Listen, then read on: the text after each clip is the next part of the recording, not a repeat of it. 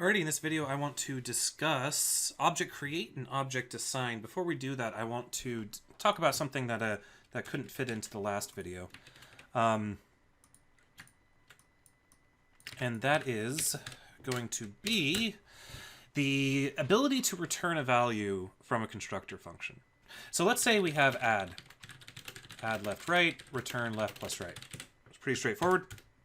And then let's say var something equals new add 1 plus 2. Now, what do you think something is going to be? Let's go ahead and hit Control S, because we're using a add, which obviously is not intended to be a constructor function whatsoever. Not only am I using a lowercase letter for a, but it's returning a value. It's performing a computation. It's not really intended to be a constructor function. But there's nothing in JavaScript saying that I can't use it as a constructor function. I mean, also, another thing that some people don't realize is that constructor functions don't necessarily have to be defined using function declarations. We can use function expressions as well. I can say var add equals new equals function, and we'll get the exact same result. So just remember, you can apply the new keyword to any function, be it a function acquired as a variable, or a function declared as an expression, or a closure, or a just a normal function declaration. But the thing I'm trying to ask, though, is what do you think the output of this is going to be? What do you think something is? Let's go ahead and take a look at it. Something is an object. Object without any properties. In fact, I can go ahead and say add prototype my prop equals hey. And then come over here and I do something, and it has the prototype, and the prototype has my property. So I do something.hey. So, or whoops, something.myProp. So we see that the constructor function is behaving like we did before. It's ignoring the return value, which is kind of weird. So what do you think the output of something like this would be? Function person name, this name equals name, return, first name is name, other prop is stuff, var person equals new person Nelson. So, what do you think is going to happen here? What do you think person is in this case? It says, so again, we've already established that when we use a function as a constructor function, the return value seems to be ignored. It seems to do what we saw before, like this. It creates a new this object, a new blank object. It sets the this is object prototype to the function prototype. It then executes our constructor function, and then it returns this. So what do you think person is in this case? Is person an object with a value with a prototype of person.prototype and a name of name? Or is person a object with a prototype of the object's prototype with two properties? Well, let's find out. So that's weird. Let's try this. Person proto. It's object. So what we're seeing here is behavior, interesting behavior with JavaScript that's kind of confusing sometimes. When we return a value that isn't an object, such as a number or something, from a constructor function, then it's going to override that return value with the object that was created by the new keyword. If, however, our constructor function returns an object, the value returned by new is going to be the object that's returned. So we see here, this return value got overridden. It didn't get returned back into something when we used the new operator, because it was just a number. But this return object overwrote the object that got returned.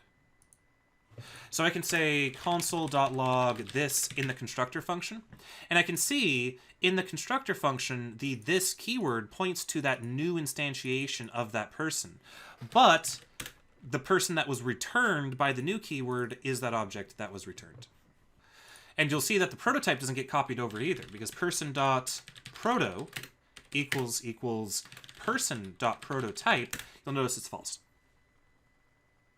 So we see here that if we return an object from a constructor function, that object, the object that normally gets created still gets created, but we override the return value. So that's just an interesting little tidbit. All right. Now on to the subject of this video. That was just an aside because I get curious about that sort of behavior too. It's so weird to see, to come from, I'm primarily a C# developer. It's so weird to come from a language like C# where you have classes and objects and static inheritance and all that stuff. It's so weird to come into JavaScript and see all this odd behavior. We're literally instantiating a function and it turns into this object, and there's all these nebulous rules that are never quite well explained about the language. It's very bizarre. And of course, that's why I say throw everything you know about object orientation out the window when you start talking about object orientation in the context of JavaScript. So let's talk about Object.assign and Object.create. Now, Object.assign, actually, we'll start with that because it's not really pertinent to our discussion of prototypes, but I'm including it out of completeness. Basically, Object.assign is a way to merge objects. So I can say var person1 has a name of Nelson and, I don't know, an age of 453. And then var person2 has a name of Bleh and a, I don't know, a hair color of brown or something like that. And then what we can do is we can use Object.assign to merge these two objects. I'll do var person3 equals Object.assign, and then I'll pass in our an empty object, a person1 and a person2. And what this does is person3 is now a merging of these two parameters. The first parameter of Object.assign is the target, which is what's returned. I could have easily have done this as var person3 equals empty object, and then Object.assign on person3, and then now I do person3, and we see it's mutated in the exact same way. So the first parameter to assign is the target object. The remaining X amount of arguments are going to be the objects that are going to be merged into the first one. So this is a way to create shallow copies of objects, basically. But I just include it because it's a way to copy these things. And the cool thing about, interesting thing about Object.assign is it doesn't affect the prototype. So for example, if I said, or it doesn't act on the prototype. So if I said person1 underscore proto underscore equals object with a, I don't know, eye color of green, and save this out, and then come over here and do person3, notice there's no eye color, even though person1 does have an eye color because his prototype, his person1.proto has an eye color. That property will not get copied into it. Object.assign only copies in properties that are owned by the actual objects. So now let's talk about Object.create. Object.create is pertinent to the way that that we work with prototypes. So what I want to do here is, let's go ahead and do a person. And the person, let's have him taking a name, and then this dot name equals name, and then we'll do person.prototype.sayHi equals function, console log, I am this name, and I say hi. Okay, so if we do var person1 equals new person, person1, and then person1.sayHi, we've already covered this. It'll work because the prototype of person prototype is copied into the person1's proto property. So sayHi is available through that. But let's go ahead and see Object Create. And I'll give you a spoiler. Object Create is a way to set the underscore proto property of an object when we create it, which is standards compliant, will work in all browsers. Like I've been saying, the doing person1 underscore proto is not a standard thing. Accessing the prototype that way, that's not a standard thing. And it's especially not a standard thing to replace the prototype with that. So instead what we do is, if we want to create an object with a prototype, what we can do is use Object Create. So I'm going to do var person2 equals Object.create. And you'll notice it takes in two parameters. It takes in an O_any and a properties optional of property descriptor map. Now the O_any, if we look at the tooltip here, it says object to use as the prototype. which means I can say person2 object create person.prototype. Now let's go ahead and do this. What do you think the output of this program is going to be? So we have two instances here. We're using the constructor function with the new keyword in the one instance with person1. In the second instance, we're using object create. And object create allows us to create a new empty object, and then it assigns the object prototype to whatever object we passed into Object.create. So what do you think the output will be? Let's go ahead and hit Control S. And we say, I am undefined, and I say hi. So we notice two interesting things here. First of all, the prototype obviously got put together. As we can see, we can do person2.proto equals person1proto, which equals person.prototype. Well, there we go. Equals that. And then person2.proto is going to equal person.prototype. I actually... I should have used an and there because obviously the logical equality operator is not going to... what would happen is this evaluates into true and then it evaluates that, and true does not equal that, so it returns false. That's a very common rookie mistake there. But the point is you can see that person2.proto does equal person.prototype, and person2.proto also equals person1proto. So we see we've created a whole new object. That's a different object. Person2 is its own object. It's not equal to person.prototype. But it has access to all of these prototype methods that are defined on person. But it has a name of undefined. And why is that? There's a stark difference between these two things. They almost do the same thing. The difference is that in the second case, the constructor was never called. So if we wanted to replicate the behavior of the new keyword, we could simply do person.call person2. Whoops, we have to, of course, specify a name. And now we get I am person2 and I say hi. So the new keyword, again, basically, you can, the object create person prototype is like the first step of what the new keyword does. The second step of what the new keyword does is it invokes the constructor function. And that's really it. So object create is fantastic because what it allows us to do is all those examples we saw before where we were manually modifying the prototype. Remember earlier we were talking about like manager proto equals person and so on.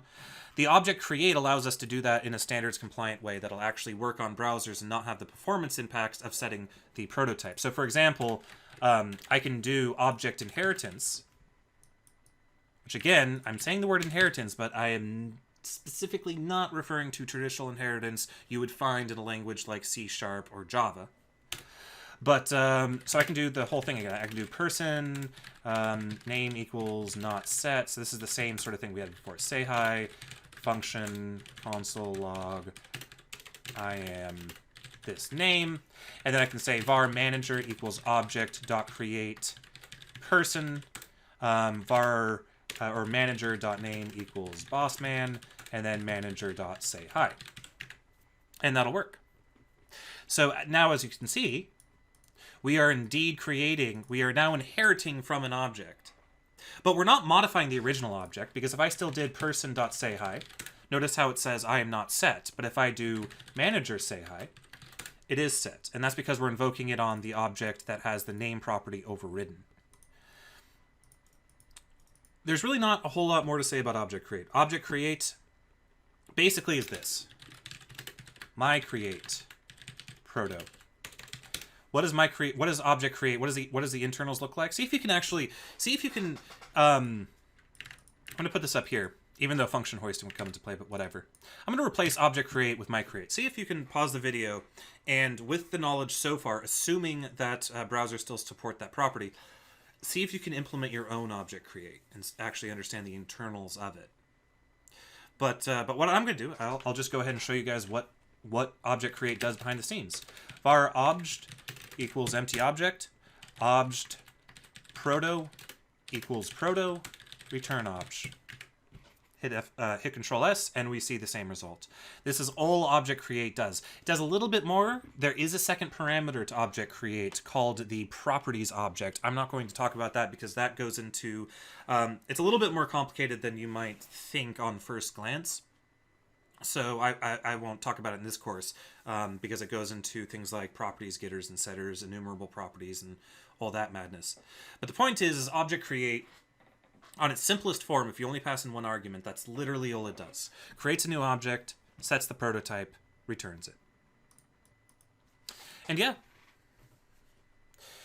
So far, we've discussed object prototypes. What are object prototypes? Object prototypes are nothing more than a standard JavaScript object that gets queried for the existence of a property if we try to access a property that doesn't exist on the object that we are accessing it on.